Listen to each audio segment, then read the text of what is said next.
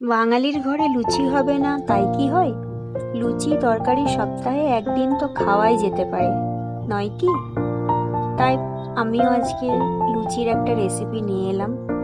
লুচি তো সবাই আমরা কম বেশি বানাতে পারি, তবে এটা আমি একটু আমার মতো করে বানিয়েছি।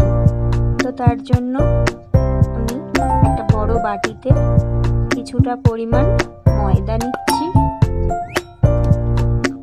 ময়দার থেকে একটু কম আটা নিচ্ছি, তার সাথে 2 চামচ সুজি, 8 চামচ নুন আর একটু চিনি আর একটু গরম জল দিয়ে মাখতে হবে। গরম মানে ওই ঈষদ উষ্ণ। হ্যাঁ, তো ভালো করে নরম করে মেখে নিতে হবে। ঠিক আমি যেভাবে দেখাচ্ছি সেইভাবেই মেখে নেবেন।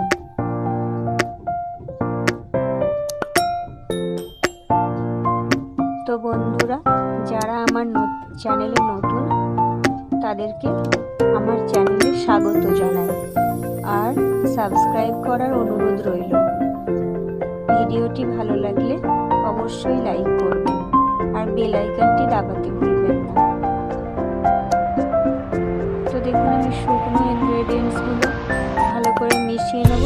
তারপরে এতে 3 চামচ রিফাইন অয়েল দিয়ে দিচ্ছি।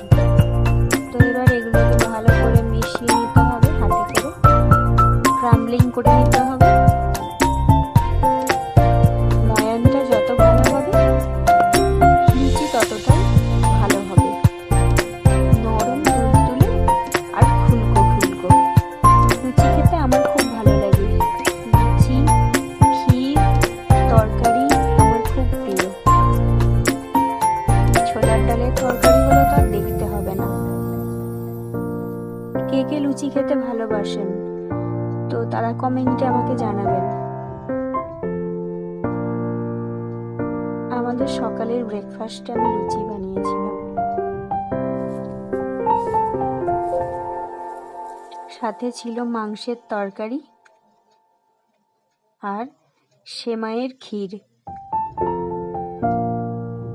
কেমন লাগলো বলুন? মুখে জল এসেছে? জানি জানি, সবার জল এসেছে। আর আমি তো খেয়েছি, আপনারাও বানিয়ে ফেলুন। তো এইভাবেই মেখে নেবেন, ফুলকো ফুলকো লুচি হবে, গ্যারেন্টি দিচ্ছি। একটু আটা দিলে কি হয়, বেলতে অসুবিধা হয় না।